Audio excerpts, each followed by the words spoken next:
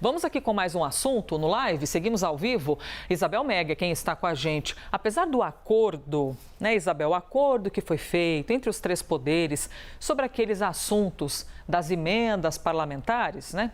As PECs que limitam os poderes do STF continuam em pauta. A presidente da CCJ na Câmara, a deputada Caroline Detoni, escolheu um colega da oposição para relatar essas propostas e garantiu que o tema não será polarizado. Nos conte, então, o que é essa PEC ou essas PECs que limitam o poder do Supremo. Isabel, bom dia. Oi, Elisa, bom dia para você, bom dia para todo mundo que está com a gente aqui no live. Conto sim.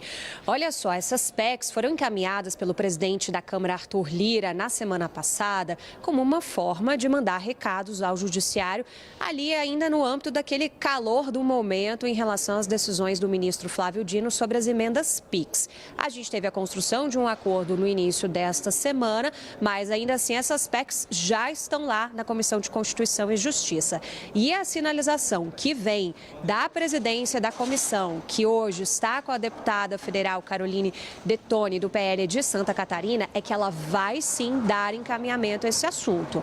Na semana que vem, uma primeira PEC já vai estar na pauta da CCJ, o que não quer dizer que ela vai ser votada, mas ela vai para a pauta. Isso permite a discussão dessa matéria. Inclusive, já há uma preocupação da oposição de que, como houve um início de um acordo nessa semana, depois da reunião que houve no Supremo Tribunal Federal, com Arthur Lira, Rodrigo Pacheco e todos os ministros do Supremo, haja ali uma movimentação de se tentar segurar a votação.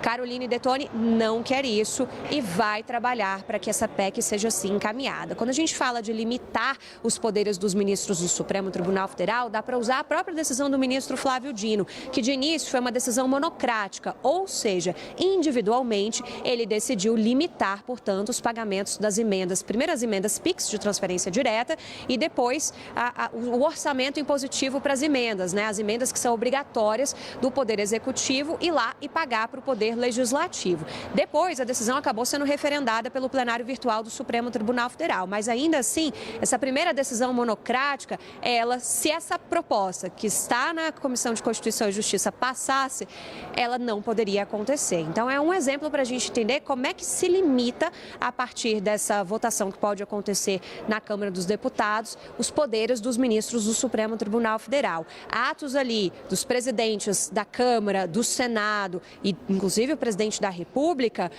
poderiam ser impedidos de serem sustados de maneira monocrática pelos ministros do Supremo. O que a PEC diz é: decisões desse sentido precisam ser votadas no plenário da Suprema Corte. Essa PEC já passou pelo Senado e agora aguarda, portanto, esse caminho na Câmara dos Deputados. Elisa.